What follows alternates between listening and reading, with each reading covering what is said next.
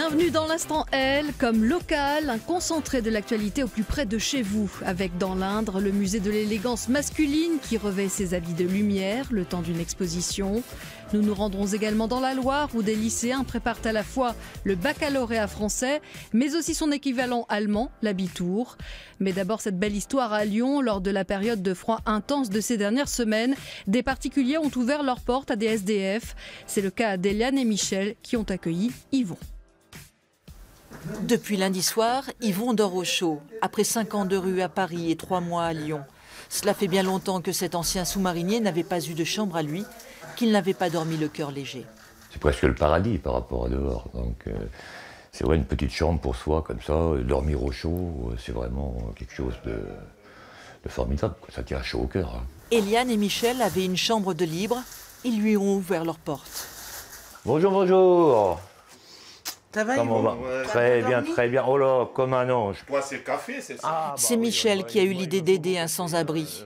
Il ne supportait plus de voir des gens dormir dans la rue par ces températures glaciales. Eliane appréhendait bien un peu, mais cela n'a pas duré. Très vite, on a senti beaucoup de chaleur de sa part, donc ça s'est fait tout naturellement. On a discuté toute la nuit, ils ont pris un apéritif, voilà, on a parlé de tas de choses. Yvon ne restera pas très longtemps dans sa famille d'accueil, car l'association qui l'accompagne lui a trouvé un studio, 26 mètres carrés déjà meublé, qu'il a visité ce matin. Je croyais avoir quelque chose de plus sombre, et puis là c'est clair, quand tu rentres, c'est deux belles fenêtres encore en plus, non, c'est génial. C'est presque trop beau, je dirais. Jean-Marc accompagne les sans-abri comme Yvon tout au long de l'année. Il se bat pour leur trouver des familles d'accueil et un logement. J'ai lancé des appels au secours sur les réseaux sociaux et j'ai des appels sur toute la France maintenant et des gens qui ont compris que c'est possible. Alors bien sûr, être famille d'accueil, c'est pas pour 6 mois, c'est pour quelques nuits, c'est peut-être pour 15 jours, c'est peut-être pour 1 mois, le temps que cette personne puisse rebondir. Yvon va percevoir le RSA. Cela lui permettra de payer une partie du loyer et il cherche du travail, n'importe lequel. Cet après-midi, il a signé son bail. À 61 ans, la vie est belle. Décrocher son baccalauréat, c'est bien, mais décrocher en même temps l'Abitur, l'équivalent allemand du bac, c'est encore mieux. À Saint-Étienne, un lycée offre cette possibilité aux élèves les plus motivés. Passer cette porte, pour ces élèves de terminale, le programme d'histoire géo s'écrit, s'apprend et s'explique en allemand. Jugoslawien, das waren die 3 wichtigsten Blockfreien. Die anderen waren nicht klar. Ces lycéennes sont en section Abibac, traduction. C'est ce double bac qu'ils obtiennent à l'issue de la terminale quand ils ont réussi les épreuves spécifiques à leur section, qui leur donnent à la fois une note pour le bac français qui compte pour l'histoire géo français, même s'ils n'ont pas passé d'épreuve en français pour ces 2 matières, et puis une note traduite dans le système de notes allemand qui compte pour l'obtention de l'Abitur du bac allemand. Le lycée Honoré d'Urfé à Saint-Étienne est l'un des 3 dans l'Académie de Lyon et le seul dans la Loire à proposer cette section ouverte à toutes les filières générales, S, L ou ES. Histoire géo, langue et littérature, au total 10 heures d'allemand par semaine. Avoir le diplôme du bac allemand, ça permet de s'inscrire dans une fac allemande sans avoir à faire aucune démarche supplémentaire, comme si on était un élève allemand, donc c'est beaucoup plus facile. Zoé, double bac en poche depuis 2016, peut en témoigner depuis Dresde, ville universitaire au sud de Berlin. Elle suit la filière Sciences Po allemande. Ces 3 années-là nous ont apporté cette capacité en fait à tout comprendre, à vivre dans une culture qui est totalement quand même différente de la nôtre et à s'intégrer totalement. Je me plais, je me plais très très bien ici.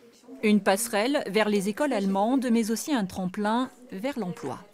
Pour un recruteur, ça peut être quelque chose d'intéressant, d'autant plus que l'Allemagne est un partenaire économique assez important de la France et puis au niveau mondial joue quand même un rôle assez important et puis qu'on a de moins en moins de Français qui maîtrisent bien l'allemand. Depuis 6 ans qu'elle existe, cette section recrute sur la motivation des élèves plus que sur leur niveau et affiche 100% de réussite au bac, au pluriel. Nous refermons ce magazine dans un tourbillon de lumière. Paillettes et strass sont les stars de la dernière exposition du musée de l'élégance masculine d'Argenton dans l'Indre. Une exposition qui va vous en mettre plein les yeux.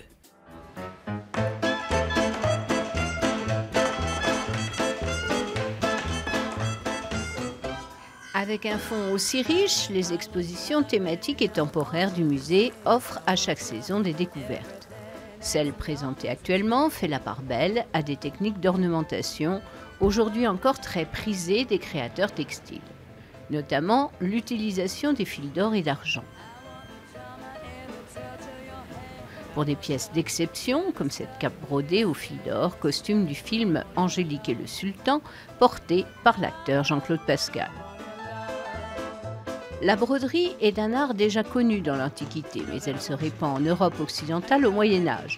Réservée d'abord aux costumes liturgiques, elle devient vite profane. L'utilisation des fils d'or et d'argent, de pierreries, implique qu'elle s'adresse aux gens fortunés, aux grands de ce monde. C'est au retour des croisades et des grandes découvertes d'autres continents où l'utilisation des fils d'or et d'argent est déjà largement répandue que cette technique s'installe.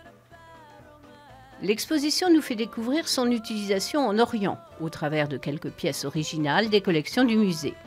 En fait, depuis lors, ces techniques sont utilisées plus ou moins abondamment dans le costume masculin et féminin. Quelques costumes de scène du XXe siècle sont là pour attester de l'évolution de son utilisation, comme ceux de l'acteur, chanteur, écrivain Jean-Claude Pascal, de Thierry Leluron, ou au centre de Yul Brunner en Roi de Siam.